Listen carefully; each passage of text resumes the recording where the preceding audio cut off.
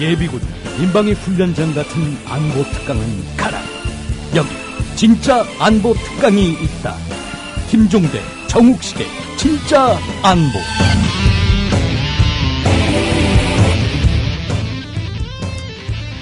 네, 청취자 여러분들 안녕하십니까? 김종대, 정욱식의 진짜 안보 7번째 신서 시작하도록 하겠습니다. 저는 진행을 맡고 있는 평화네트워크의 정욱식이고요. 네, 안녕하세요. 디펜스 21 플러스 김종대 편집장입니다.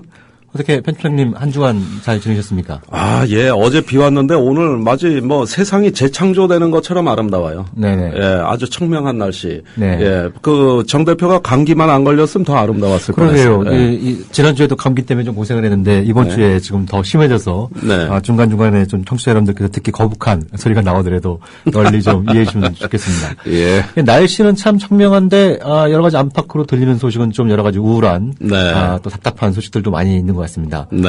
어떻게 편집장님께서 좀 이번 주에 주목해서 보고 계신 뉴스 어떤 게 있죠? 글쎄요, 국내 국외 외교안보 정세가 참으로 변화무쌍하고 긴박하고 또 의미 있는 일들이 많이 벌어집니다. 주로 오늘 우리가 다루게 될 주제들이에요. 네네. 예, 오늘 천천히 풀어가면서 날씨는 좋지만 또 우리가 좀 걱정거리를 좀 풀어보지 않을 수가 없게 됐습니다. 네네.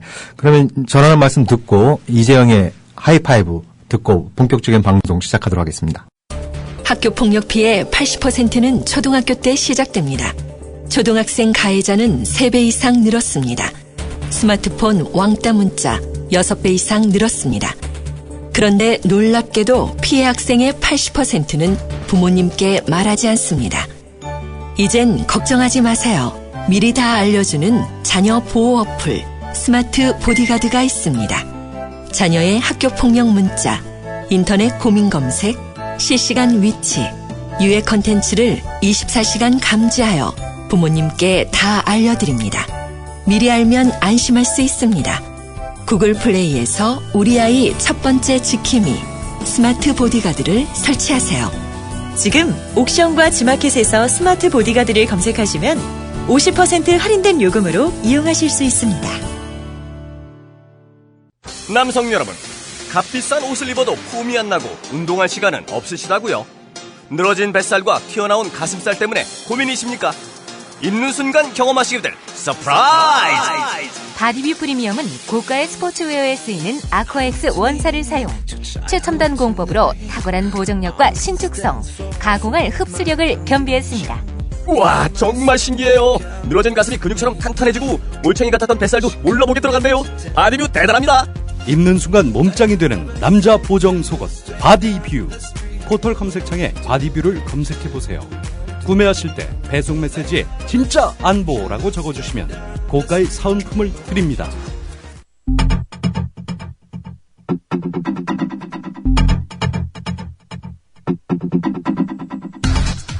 안녕하세요. 주간 브리핑 하이파이브 이재영입니다.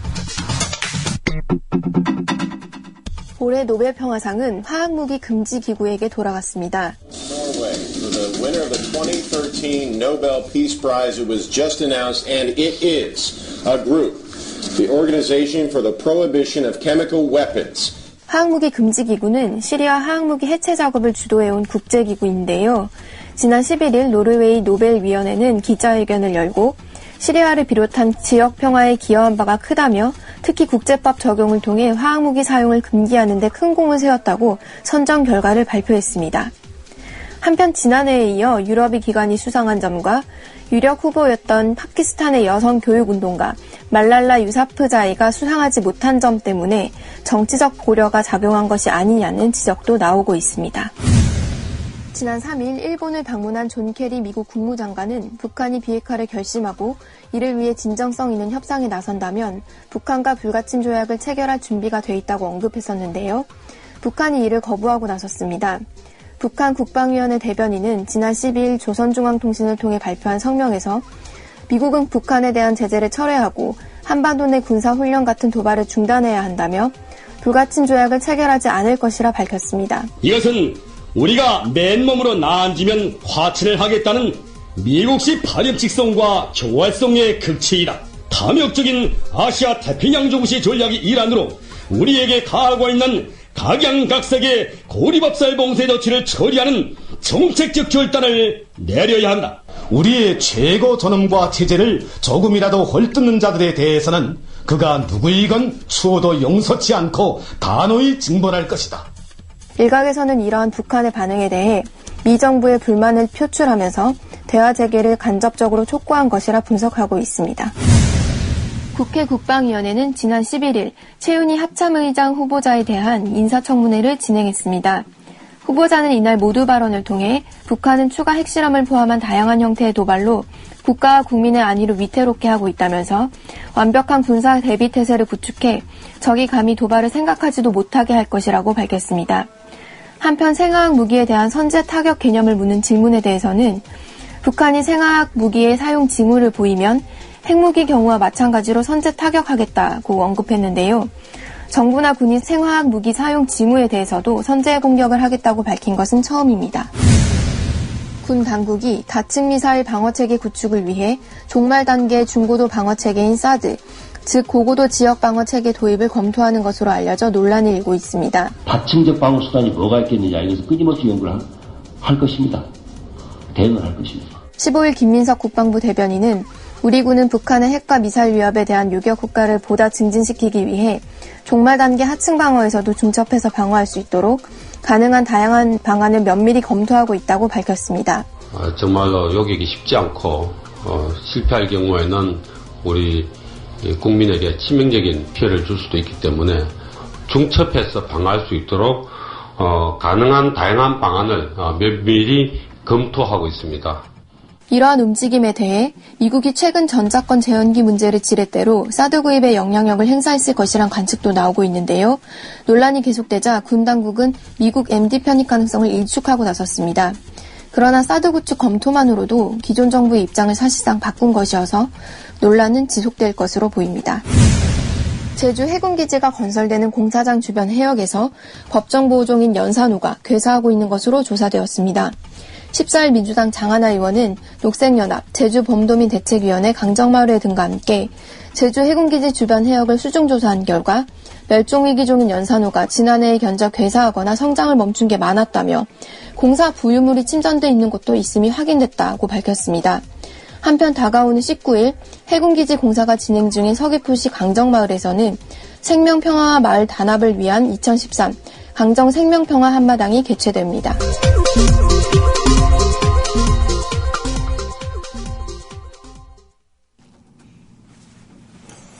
네, 여러분 이런 트윗 보셨습니까? 민주당 문재인은 서해 NLL을 북한과 공유하겠다고 한다. 피로 지켜왔던 국군들은 무슨 생각을 할까? 민주당 문재인은 국군 통수권자로서의 대통령 자격이 안 된다. 작년 대선 약 한 달을 앞둔 시기에 군 사이버 사령부의 요원이 올린 글입니다. 자, 이런 글이 한두 개가 아닙니다. 지금 계속 확인되고 있습니다. 이틀 전 국정감사에서부터 이 문제가 논란이 됐는데요. 오늘은 이 문제를 처음 제기하신 민주당의 김광진 의원을 전화로 연결하겠습니다. 의원님 안녕하세요. 안녕하세요. 김광진입니다. 네, 의원님. 작년 노크 기순에 이어서 매년 말로 홈런을 지금 터뜨리고 계세요. 그러게요. 예. 국방부가 저를 너무 미워할 것 같습니다. 예. 아이고, 걱정 마십시오. 제가 지켜드리겠습니다. 알겠습니다. 예. 자, 의원님이 국정감사 중에 바쁘신 중에도 제가 전화 연결드렸는데 워낙 중대한 사안이라서요. 예. 자, 우선 이 일반 청취자들은 도대체 우리 군에 사이버 사령부가 있었나? 예, 도대체 이거 뭐 하는데요? 이런 어떤 의문 가지실만 하거든요. 잠깐 설명해 주시겠습니까? 이름 안에서 그대로 나옵니다만 사이버 전쟁이라고 하는 것이 어쨌든 이제 전 세계적으로 준비를 해야 될 상황이 됐습니다. 그렇습니다. 그리고 북한이 뭐 농협이든 디도스 해킹이든 이런 것들 계속해 온다고 하고 있기 때문에 그동안도 사이버 사령부가 있긴 있었습니다. 사이버전을 준비하는 것이 그동안 합참 안에 있었는데 99년에 77 디도스 사건이 생기고 나서 이게 좀 확대를 해서 키워야겠다라고 해서는 2010년에 독립기구로서 국방장관 직활부대로 독립청으로 나왔습니다. 독립사령부로. 예, 그러니까 군의 사이버 안보를 하는 기능을 다 모아서 장관 직속으로 신설된 거군요. 2010년에요. 예. 네네. 그런데 말이죠. 하나만 설명드리면 사령부라고 하니까 군 생활하신 분들이 혹시 삼성 장군 뭐 이렇게 생각하시는 분들이 많습니다. 사령관 하면 있으니까요. 근데 사이버 하면 그렇게 는 아니고 원스타 준장이 관리 감독하고 있습니다. 아, 원스타군요. 예. 네네. 그래도 장성급 지휘관이 있으니까 그럼요. 상당히 그 무게 있는 기관이라고 보여집니다. 예. 자, 그런데 지금 가장 관심이 가는 게 대선 댓글 아니겠습니까? 그렇습니다. 예, 이게 북한하고 사이버전 수행하라고 해서 만든 기관인데 왜 엉뚱하게 대선 댓글 의혹이냐? 이거 지금 국가정보원 댓글 사건하고 유사하게 느껴져요. 예, 이 대선 댓글 의혹은 어떻게 제기가 된 겁니까? 여러 가지 얘기할 거리가 많습니다만은 저희 방을 비롯해서 민주당의 안규백 의원실 그리고 진성준 의원실 그리고 한겨레 신문이 각자 한 4개월씩 이렇게 막 준비를 했어요. 사이버 사령부와 관련해서. 네. 왜냐하면 처음에 의심은 조금의 제보도 있었습니다만은 사이버 사령부가 인건비는 국방부에서 받아가는데. 네. 운영을 하는 비용은 국정원에서 받습니다. 정보비도 받는군요. 그렇죠. 정보비를 받는 걸로 어제 이제 사령관이 공식적으로 답변을 하기도 했습니다. 네. 예. 그리고 컨트롤 타워도 국정원에 두고 운영을 하고 있습니다. 그러면 과연 대한민국에 이 북한 사람들이 얼마나 트위터나 페이스북을 많이 하길래 이렇게 많은 인원을 가지고 그 트윗을 방어하느냐. 예를 들어 해킹을 방어하거나 하는 부대들은 운영하는 데에 대해서 큰 의심이 되지 않지만 소위 심리전단이라고 하는데 과연 그렇게 많은 인력이 필요할까? 그리고 대선을 준비하는 그 시기에 80명의 군무원을 추가로 뽑거든요. 80명이요? 예. 웬만한 기관 하나 창설할 규모입니다. 네. 그렇죠. 그리고 편집자님도 잘 아시지만 공무원들이 인원을 늘린다는 게 얼마나 어렵습니까? 그렇습니다. 예, 일선 부대에서도 지금 사람이 부족해서 최전방에서도 힘든 상황인데. 이런 겁니다. 공무원 숫자를 늘리려면 안행부나 기재부에서 돈을 주는 기재부에서 승인을 얻어야 됩니다. 그렇습니다. 예. 근데 그게 쉽지가 않으니까. 이 80명의 인원을 국방부 안의 인력 중에서 떼옵니다. TO를. 차출하는 거군요. 네. 예, 사람을 착출하는 건 아니고 TO를 가지고 오는 거죠. 다른 TO 자체를? TO를. 그래서는 자기들이 뽑습니다. 네. 예. 그런 여지를 그러면서 합리적인 추론을 해보니까 과연 여기가 무슨 일을 하는 데일까? 하는 여러 가지 여지가 좀 생겼던 것이죠. 예, 아주 변칙적인 방법으로 인원과 조직을 늘렸다는 말씀이신데 이게 대선 직전에 이루어진 겁니까? 6월, 7월 이때 정도라고 생각하시면 될 것 같습니다. 예, 이제 한참 각 여야 정당이 후보 선출하고 대선 분위기가 이제 막 올라올 때. 이때라고 생각이 되는군요. 그러면은 말씀 중에 심리전단이라는 표현을 쓰셨는데 그건 사이버 사령부의 일개 부서입니까? 예, 사이버 사령부에 여러 처가 있고 그 안에 또 단들이 여러 개가 있습니다. 다 일일이 제가 숫자를 설명할 수는 없습니다만은 그 안에 530단이라고 하는 단이 심리전을 펼치는 일개 이제 부서입니다. 그렇군요. 그러면 이번에 댓글을 트위터나 블로그에 올린 요원들은 다 심리전단 소속입니까? 현재 저희가 알고 있기로는 530단 소속인 걸로 알고 있습니다. 그렇군요. 예, 그러면은 국정원에서 댓글 문제도 국정원 심리전단이 문제였거든요. 그 두 조직이 상당히 유사하게 느껴지는데 어떻게 보십니까? 사실 이제 그것과의 연계성을 서로 맞춰 나가는 것이 이후에 저나 민주당 혹은 이것과 공감하는 국민들에게 주어진 임무라고 생각됩니다. 그래서 아무리 흔적을 지우려고 해도 요즘은 군산들이 기록이 다 남아있기 때문에 삭제해도 또 알 수 있는 방법들이 있고 상호 간의 연계성을 가질 수 있는 것들이 많기 때문에요. 그런 부분에 대한 고민을 계속하고 있습니다. 예, 의원님이 이제 합리적으로 추론하시는 대로라면은 대선을 앞두고 당시에 어떤 정권 차원에서 단순히 국정원뿐만 아니라 이제 국방부 그 산하의 어떤 사이버 사령부 또 심리전을 담당하는 요원까지 무언가 기계처럼 착착 들어맞는 일사불란함이 저는 좀 느껴지는데요. 이 부분이 이제 우리가 규명해야 될 부분이다 이렇게 말씀하시는 거죠? 예, 그렇죠. 네. 그리고 이것을 대선 당시에 관여했던 사람들이 현직은 무슨 일을 하고 있는 것이냐. 네. 이런 것들도 지금 이후부터 계속 논의를 해야 될 상황이라고 생각합니다. 네, 그러면은 국가정보원의 그 심리전단이 마련된 거, 또 사이버 사령부가 이제 창설돼서 심리전이 운영되는 거, 이런 부분들이 이제 대부분 비슷한 시기에 준비가 되고 또 활동이 이루어졌다는 데서 이제 우리가 주목할 점이 있다고 보여지는데요. 자, 지금 문제가 된 건 댓글입니다. 그죠? 그러면은 지금까지 찾아본 댓글이 한 몇 건 정도 되시고 어떤 내용이 주를 이루고 있습니까? 현재 저희가 공개한 것은 3개의 트위터 계정과 오늘 진성준 의원님을 통해서 같이 공개된 1개의 또 다른 블로그입니다. 근데 트위터 계정을 통해서 보면 문제를 삼을 수 있는 정치 개입에 대해서는 한 300여 건 정도 저희가 되고 있는 걸로 나옵니다. 예. 300건이라면 굉장히 많은 숫자인 것이 지금 국정원 국정조사에서 나온 숫자보다 많은 거 아닙니까? 예, 국정원에서 나온 게 70몇 건 정도가 되는 것이죠. 검찰에서. 약 70여 건. 70여 건. 네, 그러면은 이거는 무언가 상당히 어떤 중요한 조직적인 활동의 징후로 봐야 되는 거 아니겠습니까?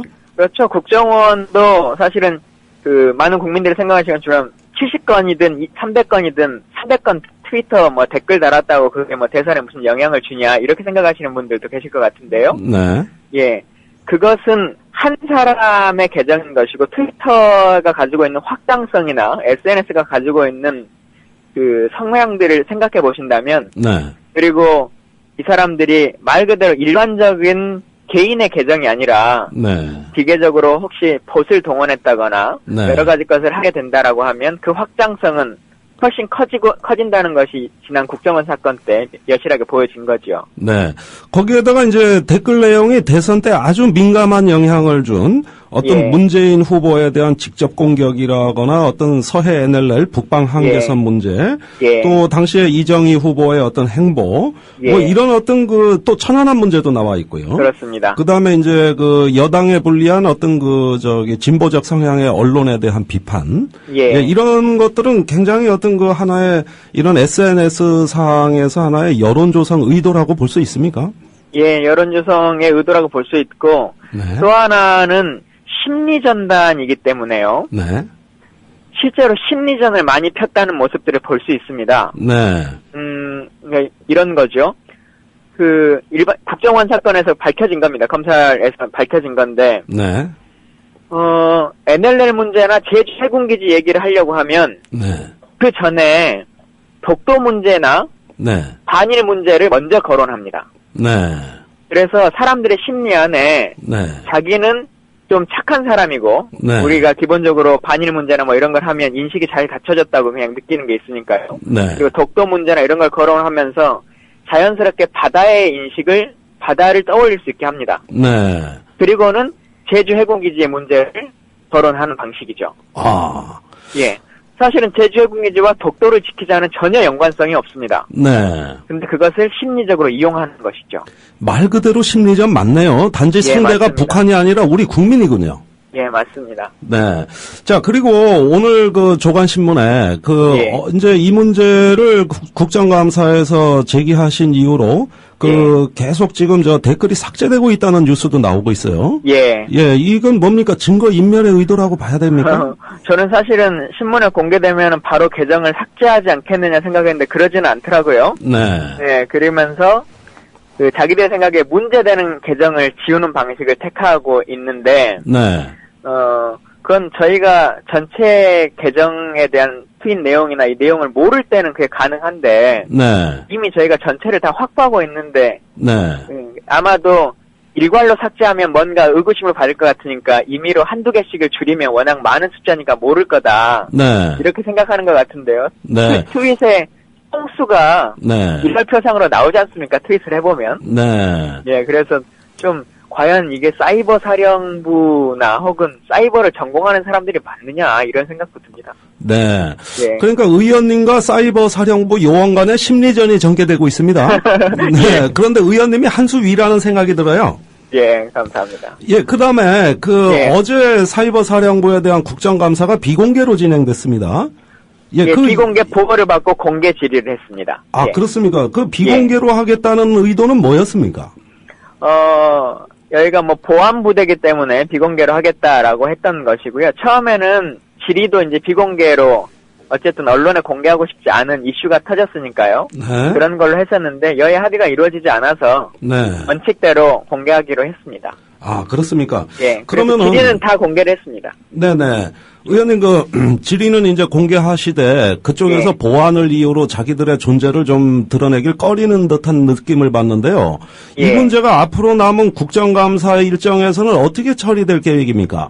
어쨌든 이게 그냥 그 어느 부서의 문제나 지적이 되는 것이 아니라 네. 국가적인 사안에서 생각을 해야 되고 또 군뿐만 아니라 국정원이라고 하는 것이 기존에 나와 있는 상황이기 때문에요. 네. 국민들의 관심도 높고 그래서 민주당에서도 이 부분에 대해서 깊이 좀 볼 생각입니다. 다만 제가 이 자리에서 한마디 좀 말씀드리고 싶은 게 있는데. 네, 말씀하십시오. 예. 국방부가 이것과 관련해 자체 조사를 지금 지시를 했습니다. 알고 계시죠? 그렇죠. 네. 예. 군 법무관이나 헌병대를 통해서 조사를 하라고 했는데. 네. 어쨌든 지금 국방부는 이 국방장관의 직속부대니까 장관도 본인이 알았든 몰랐든지 간에 관계자입니다. 그렇죠. 책임이 있죠. 예, 책임자입니다. 네. 그래서 장관이 이 연계성이나 국정원과의 관계성이나 이런 것들을 안다고 하더라도 밝힐 수 있는 것이 아닙니다. 네. 그래서 저는 주장하는 것이 국방부는 네. 지금 당장 지금 밝혀진 4명의 사람들이 국정원 사이버 심리단의 사람인지 아닌지 네. 이것만을 얼른 공개하라, 네. 밝혀라 라고 하는 것이고 네.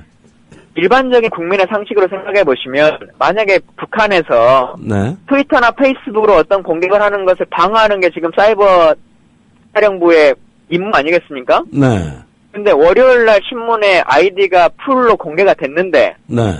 3일이 되도록 그 아이디의 진위 여부나 사람을 파악하지 못하고 있다라고 하면 네. 과연 사이버 사령부의 능력이 있는 것이냐 네.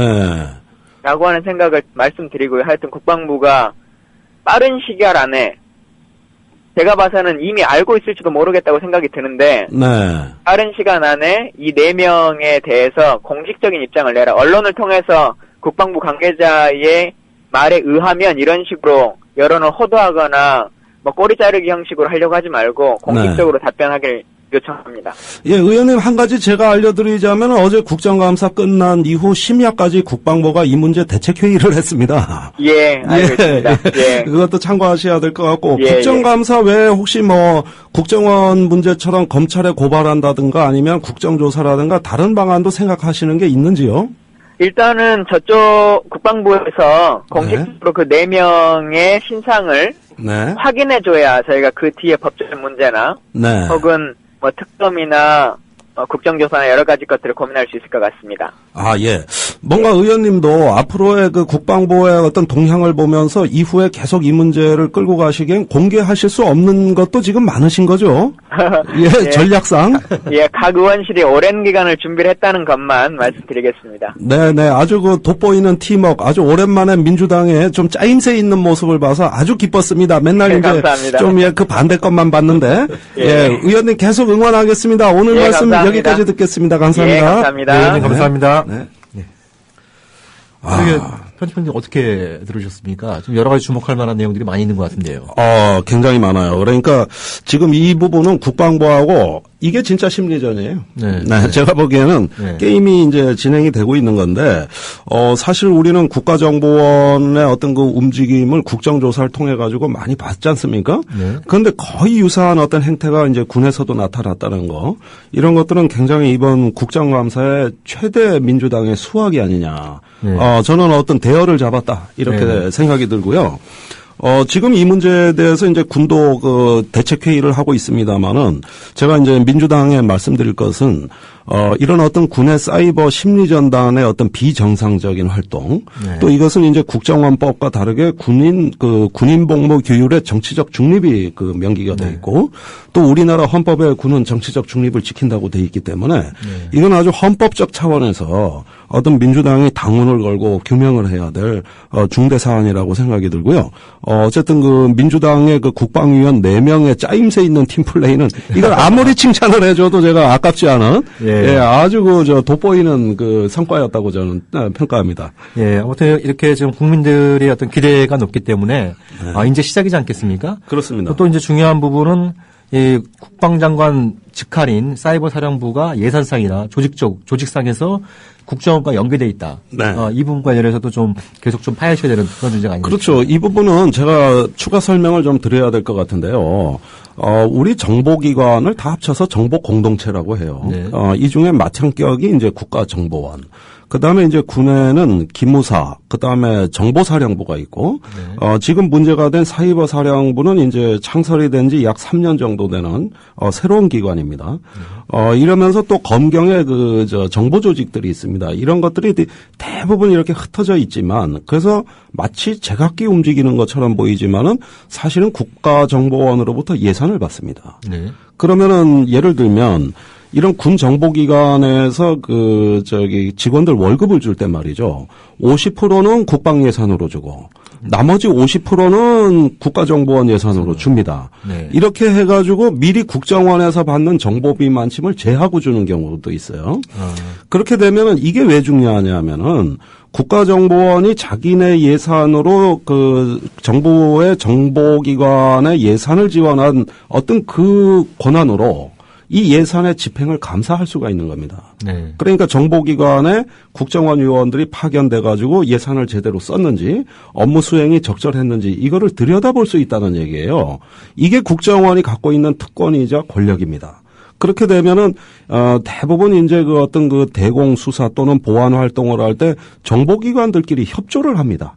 이게 수평적으로 실무자들끼리 또는 부서끼리 이렇게 협조를 하면서 굉장히 어떤 조직적인 활동을 하게 되는데, 이러한 어떤 예산이 첫째 어떤 주된 수단일 뿐만 아니라 공조 차원에서도 이런 어떤 활동이 이루어진다. 그러면 이번에 댓글 사건 같은 경우는 제가 보기에는 국정원의 어떤 활동하고 거의 유사한 시기에 나온 활동이라는 점이고, 네. 내용이 엇비슷하고, 네. 그 다음에 개인적으로 하는 활동이라고 그러지만, 사실은 여러 명이 가담이 돼 있는 걸로 보여졌을 때 절대 개인적인 활동이 아니다.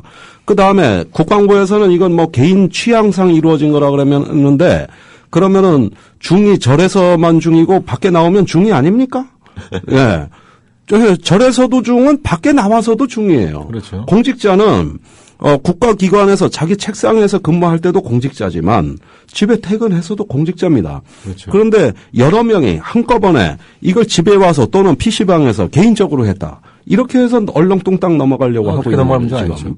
예. 그러니까 전반적인 어떤 지금까지 상황 전개를 보면요. 네. 이게 지난 정권에서 정권 차원에서 네. 이런 국가 안보 기관들을 동원한 네. 어떤 선거 개입 네. 이런 징후들이 많이 나타나고 있는데요. 네. 지금 확인된 것만 보더라도 국정원이 네. 있고요.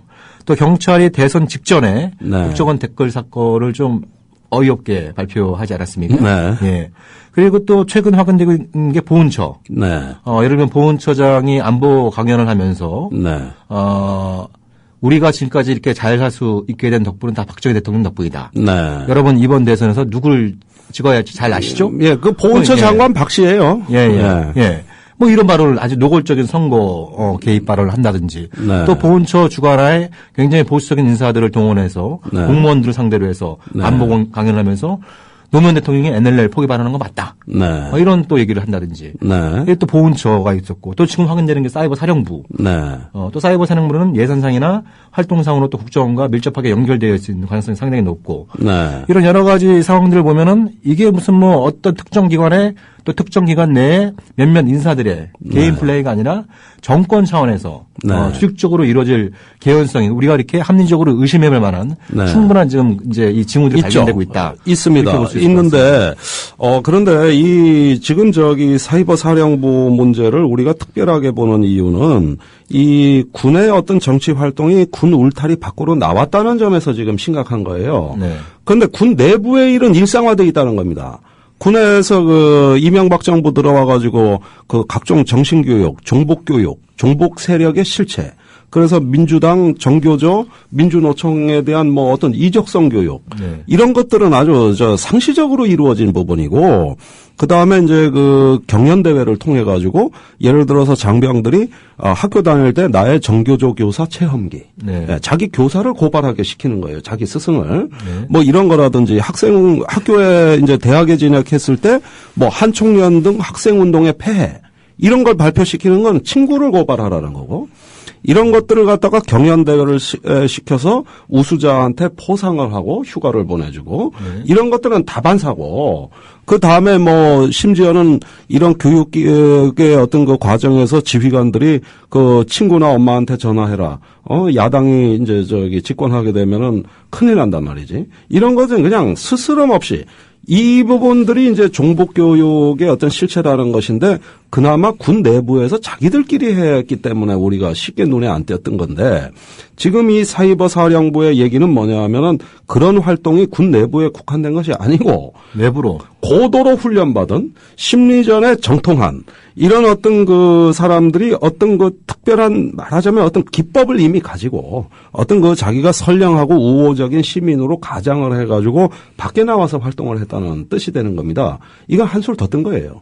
국민을 직접 상대로 했다는 거죠. 군인을 상대로 한 게 아닙니다. 그러니까 국민의 혈세로 월급을 받는, 급여를 받는, 그것도 군에 소속된 요원들이 국민들을 상대로 해서, 그것도 선거를 목전에 앞두고 심리전을 벌이고 있다. 네. 그러니까 이걸 두고 지금 청취자 여러분들께서 이제 몇 가지 좀 댓글을 올려주셨는데요. 네. 이거는 총칼 없는 쿠데타이다. 네.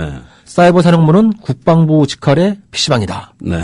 또 이런 이제 멘트도 주고 계신데요. 네. 이게 사실 공무원들의 정치적 중립은 아주 중요한 공무원의 가장 기본적인 의무라고 할 수 있을 텐데, 네. 특히 국정원이라든지, 네. 또 검찰, 경찰, 네. 또 군, 예. 이런 어떤 좀 권력을 갖고 있는 집단들의 정치적 중립의 중요성은 아무리 강조해도 지나치지 않은 문제 아니겠습니까? 맞습니다.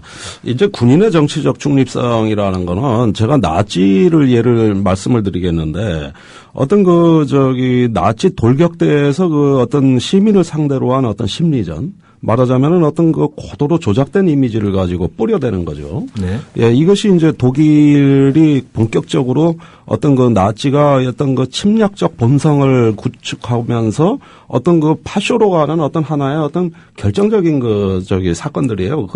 권위자가 바로 괴벨스입니다. 그렇죠. 예. 괴벨스가 없었다면 히틀러는 없었어요. 예, 제가 보기에 심리전의 귀재. 이 사람이 사이버 사령부 사령관입니다. 지금으로 얘기하자면. 예. 선전부 장관이었죠. 선전부 장관이었어요. 그 다음에 또 행동대장을 하는 돌격대가 따로 있었죠. 네. 이건 히틀러가 집권하기 전부터 여론 조작, 상징 조작, 네. 이런 건데, 우리 지금 사이버 사령부가 국민을 상대로 하는 것과 저는 별반 다르지 않다고 봅니다. 네.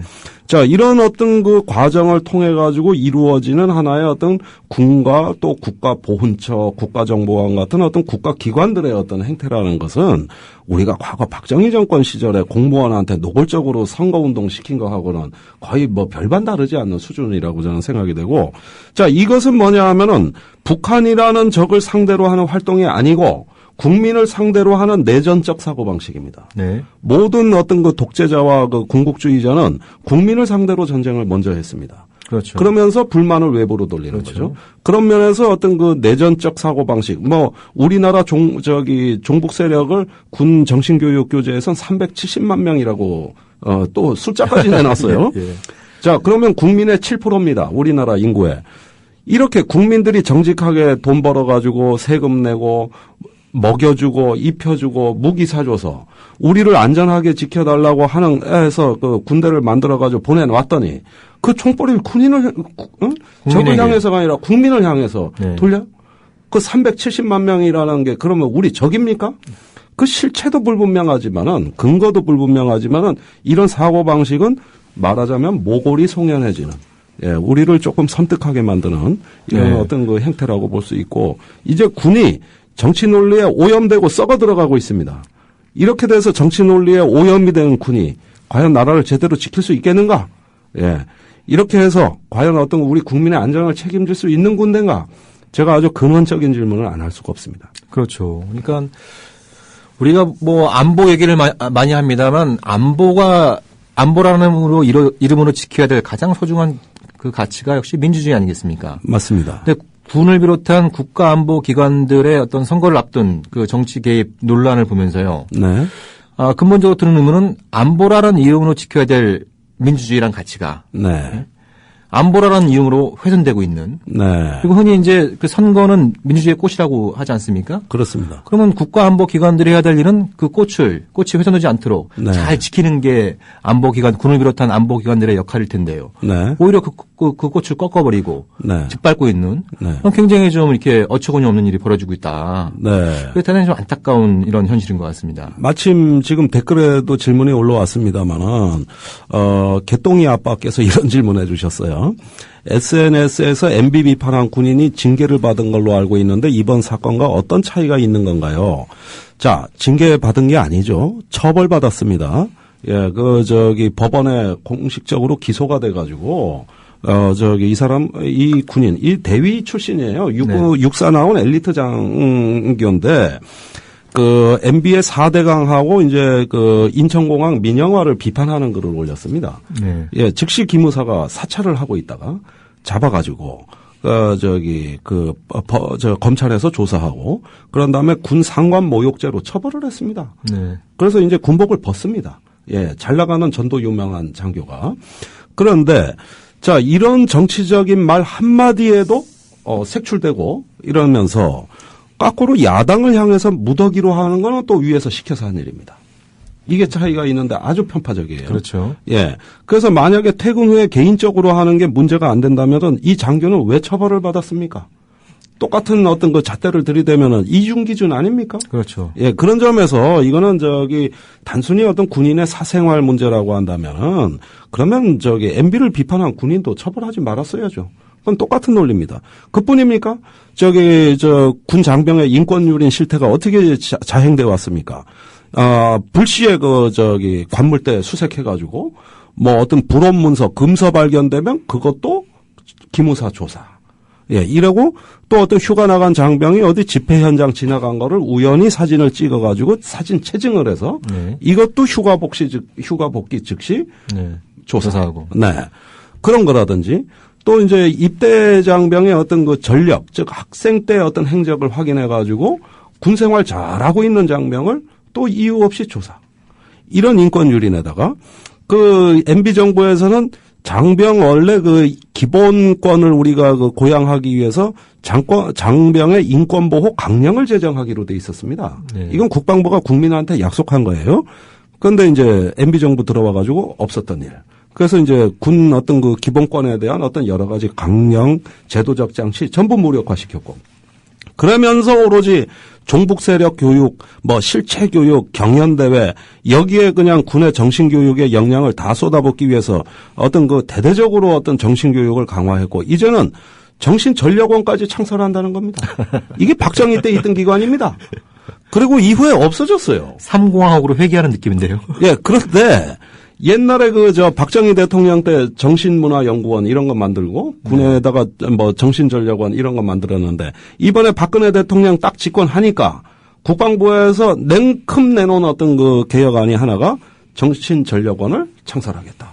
이것도 장성급 지휘관이 네. 관리하겠다. 이래가지고 정신교육을 상시적으로 이렇게 할 수 있는 어떤 체제를 강화하겠다. 이 태도가 이런 사이버 사령부 사건을 봐서도 알 수 있듯이 우리 눈에 그렇게 순수해 보이지가 않습니다. 장병들 정신이 무슨 문제가 있습니까? 정신 상태에 무슨 문제가 있어요? 말이 나와서 얘기입니다만 군의 정신 전력, 네. 군의 사기, 네. 이거를 위한 가장 근본 조건은 뭐겠습니까? 네. 그거는 우리 대한민국을 스스로 지킨다. 네. 라는 근본 정신 밑바탕에 깔려 있어야 정신 영역도 강화될 수 있고 네. 사기도 진작될 수 있는 거 아니겠습니까? 그렇습니다. 이번에 뜬데 또 전작권 또 미국한테 제발 좀 지켜달라고 또 네. 하소연을 하고 있는. 네. 네, 그러면서 정신 전력 강화를 위해서 네. 별도의 또 기구를 만든다라고 하는. 네. 저는 정말 어처구니 없는 일들이 반복되는 것 같습니다. 그러니까 이제 다음 주제로 자연스럽게 넘어가는데, 뭐, 킬체인을 한다, MD를 한다, 정신교육을 강화한다, 뭐 이러면은 어떻게 보면 우리는 천하무적의 동북아 최강 군대 만드는 것 같아요. 근데 전자권 얘기만 나오면은, 네. 꼬랑지 스르르 내리고, 예. 바지 까랭이 잡고 매달리고, 제발 연기 좀 해달라는, 이러면서 어떤 국가적인 협상의 옵션이 다 붕괴돼 버리고, 유실돼 버리고, 국가 이익이 잠식되는, 이런 행태를 또 같이 하고 있다는 데 대해서는 참 어이가 없고, 기가 막히고 코가 막힌 일인데, 자, 우리 이제 전문가시니까 내가 정 대표한테 몇 가지 말씀을 여쭤볼게요. 네. 지금 요 며칠 사이에 주로 보수 언론을 중심으로 해서 우리가 지금 MD 참여의 길로 가는 거 아니냐. 네. 이런 얘기가 한 2, 3일간 아주 시끄러워요. 네네.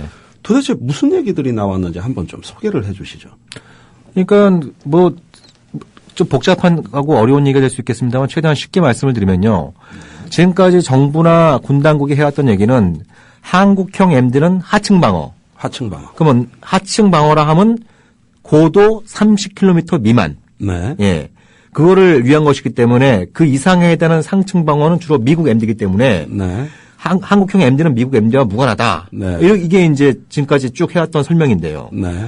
근데 첫 계획을 미 국방부 장관이 다녀간 다음에 10월 2일 날 그렇죠. 그 SCM 공동성명이 다녀간 이후에 예, 말이 네. 바뀝니다.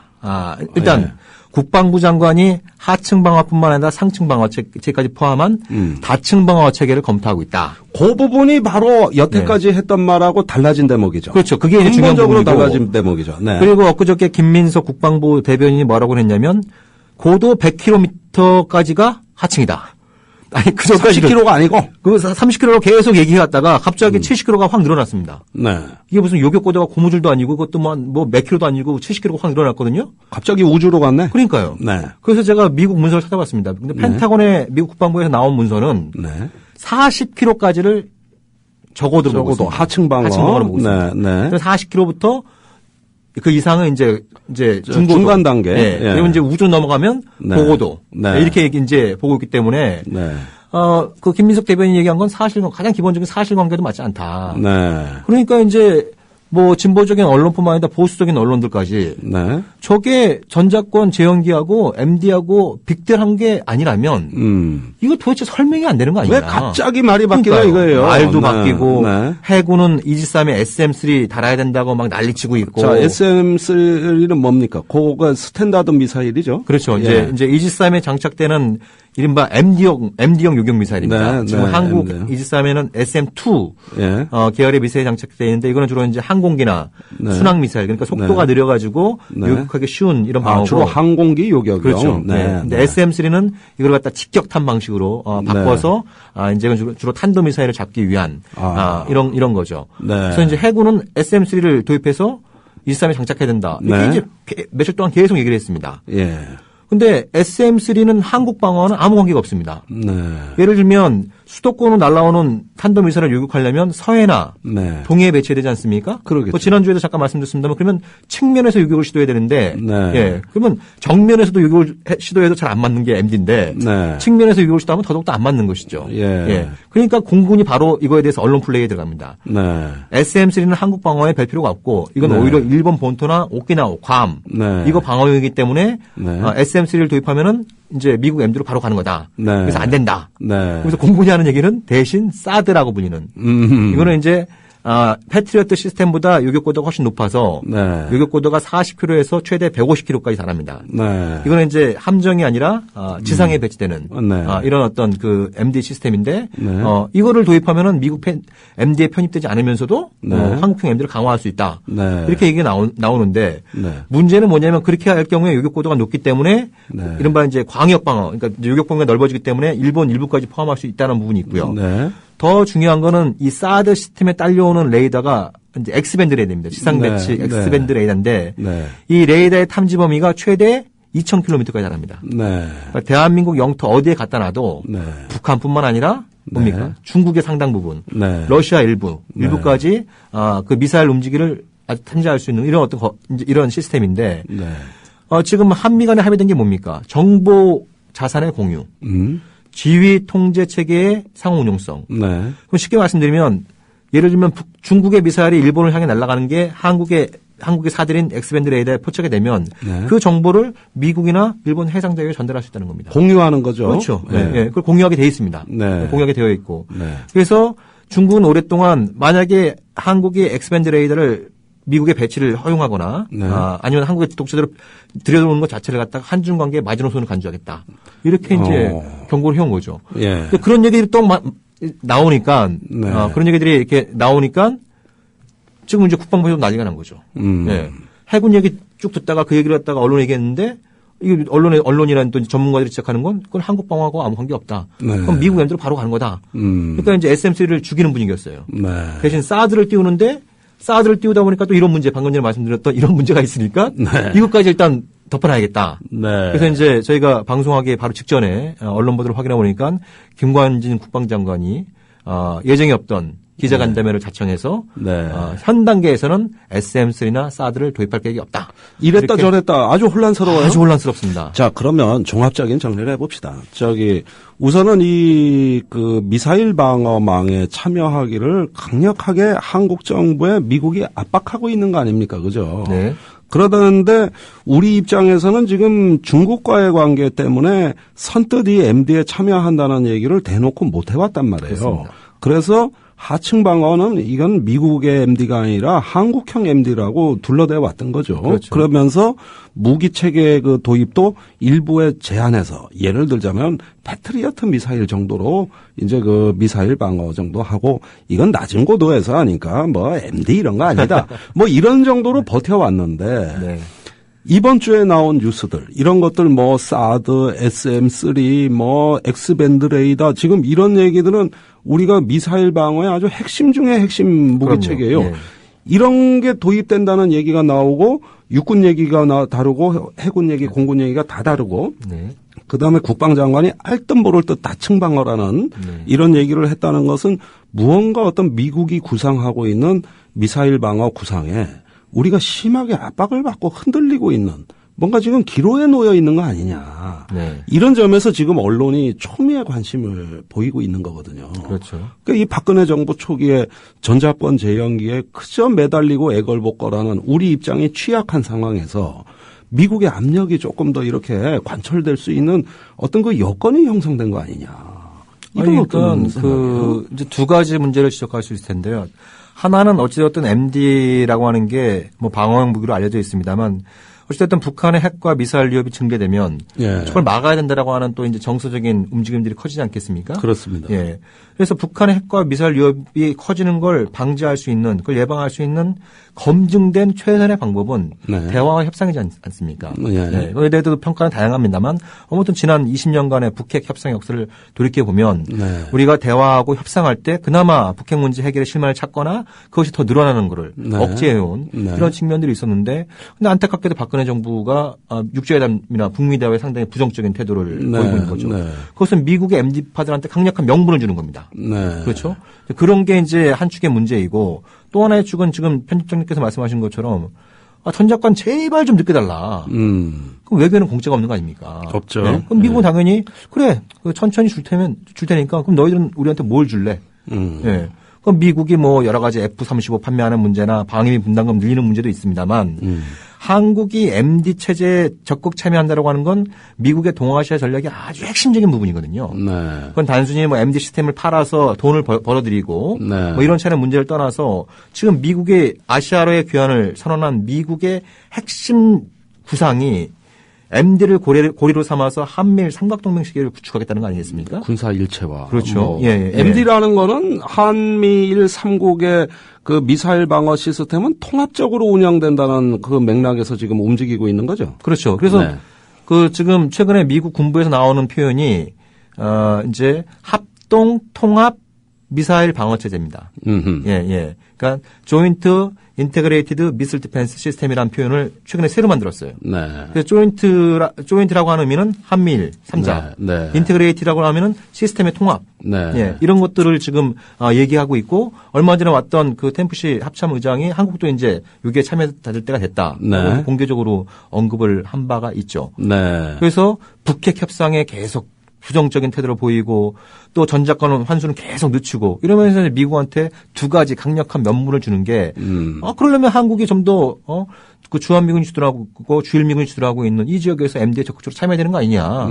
이 요구에 취약해질 수밖에 없는 구조에 있다. 네.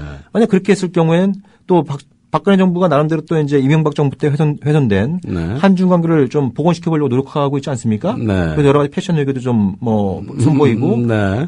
평가는 엇갈리고 있습니다만 중국어로도 연소들 좀 하고 네. 이러면서 어떤 중국의 그 환심을 사기 위해 노력을 하고 있습니다만 중국한테 중요한 거는 그런 어떤 겉으로 보여주는 모습이 아니라 네. 한국이 중국이 우려하고 있는 그런 전략적 우려에 대해서 한국이 미국의 대중국 포위 전략에 얼마만큼 네. 거리를 둘 것이냐 이걸 보여주는 게 핵심인데 네. MD를 고리해서 이렇게 빠져들어갈 경우에 한중 관계도 파탄을 면하기 어렵다 이렇게 말씀드렸습니다. 네. 자 그러면은 이제 한미일의 군사 일체화가 추진되는 것은 2차 대전 이후 지난 70년간의 어떤 그 동북아의 기본 정치 군사 지형이 바뀐다는 걸 의미합니다. 자, 지금까지 어떤 우리가 전후에 어떤 전범국, 패전국으로서 일본의 어떤 갖고 있던 굴레가 완전히 벗어나고, 이제는 군사 일체화가 추진되면서 대중국 견제로 삼국이 일체화되는 어떤 재균형 정책이 진행된다는 것은 아마 지난 70년의 역사상 가장 중대한 어떤 정치 군사의 지각 변동을 의미하는 대단히 중요한 문제라는 생각이 듭니다. 과연 이럴 때 우리 후손들이 그런 변화된 지형에서 어떤 역사를 살게 될지 매우 두려워지는 시점이라는 걸 말씀드립니다. 자, 이걸로 1부 순서를 마치고 잠시 쉬었다가 2부 계속됩니다.